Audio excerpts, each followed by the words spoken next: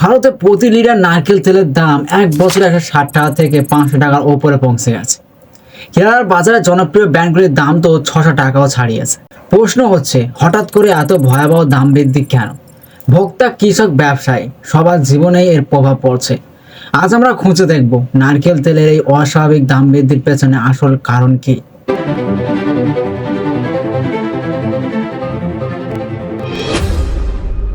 গত এক বছরে ভারতের নারকেল তেলের দাম 300% বেশি বেড়েছে। এক সময় যেখানে 1 লিটার তেল পাওয়া যেত 160 টাকা, আজ সেই দাম 500 টাকারও ওপরে। কেরালা, যেখানে নারকেল ও নারকেল তেল সংস্কৃতির সঙ্গে জড়িয়ে আছে, সেখানে পরিবারগুলো সবচেয়ে বেশি সমস্যায় পড়েছে। এর ফলে ক্যাটারি ও বেকারি শিল্প ভয়াবহ সংকটে।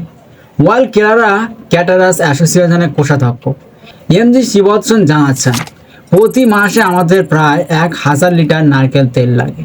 এই দাম বৃদ্ধির ফলে 3 লক্ষ টাকার অতিরিক্ত বোঝা চাপছে, কিন্তু প্রতিযোগিতার কারণে দাম বাড়াতে পারছে না।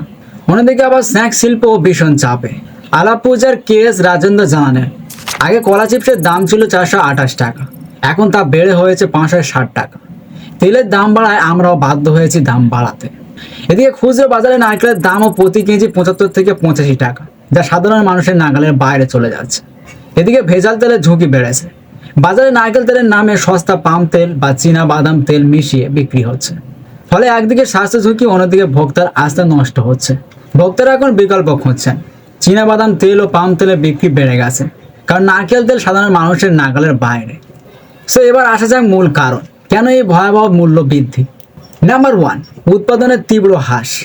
কৃষকরা বলছেন গত 2 বছরে নারকেল উৎপাদন 40% পর্যন্ত কমেছে। 2024 সালে মার্চ থেকে মে মাসের তীব্র তাপদাহ, অতিরিক্ত বৃষ্টিপাত আর সাদামাছি নামক পোকামাকড়ের আক্রমণ গাছের ক্ষতি করেছে। এতে নারকেলের ফলন অনেকটাই নেমে গেছে।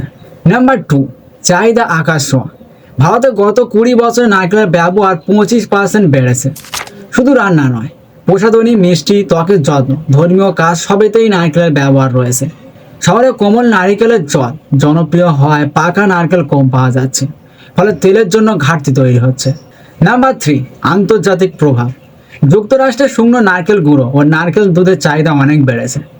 উত্তর ভারত ও পশ্চিম এশিয়ায় কোমল নারকেলের চাহিদা হঠাৎ করে আকাশ ছোঁয়া। সব মিলিয়ে সরবরাহ সীমিত হয়ে গেছে। নাম্বার 4, কৃষকের দ্বিধা। কৃষকরা এখন কিছুটা বেশি দাম পাচ্ছেন, প্রতি কেজি প্রায় 62 টাকা, যেখানে 2 বছর আগে দাম ছিল মাত্র 8 টাকা। কিন্তু উৎপাদন কমে যাওয়ায় তারা বাস্তবে লাভ করতে পারছেন না। নাম্বার 5, রপ্তানি ও আন্তর্জাতিক প্রতিযোগিতা।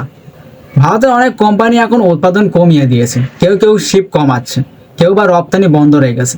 চীন, ইন্দোনেশিয়া থেকে নারকেল কিনছে, কারণ সেখানকার দাম ভারতের তুলনায় অর্ধেক। ফলে ভারতের বাজারে চাপ আরও বেড়েছে। এবার আসা যাক সমাধান ও ভবিষ্যৎ আশা। কীভাবে এই জিনিসটার সমাধান হবে?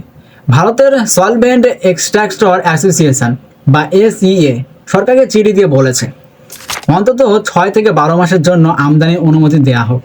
এতে বাজার স্থিতিশীল হবে এবং দাম নিয়ন্ত্রণে আসবে। কৃষকদের কোনো ক্ষতি হবে না, বরং দীর্ঘমেয়াদে এটি তাদেরও সাহায্য করবে। অনেকেই বলছেন আগামী ডিসেম্বরের মধ্যে উৎপাদন স্বাভাবিক হবে, তখন দামও কমবে। এই হঠাৎ দাম বৃদ্ধির কারণ একটাই নয়, খরা, অতিবৃষ্টি, পোকামাকড়, চাহিদা বৃদ্ধি, আন্তর্জাতিক বাজারের চাপ সব মিলিয়ে তৈরি হয়েছে এই সংকট। আর সাধারণ ভোক্তা থেকে শুরু করে ব্যবসায় সবাই বিপাকে। আর বাজারে ভেজাল তেলের দৈরত্ব মানুষের স্বাস্থ্যের জন্য বাড়তি হুমকি হয়ে উঠছে। কিন্তু আশা আছে, যদি সঠিক পদক্ষেপ নেওয়া যায়, আমদানি অনুমতি মেলে এবং উৎপাদন বাড়ে, তবে আগামী 1 বছরের মধ্যে দাম আবার স্থিতিশীল হয়ে আসতে পারে।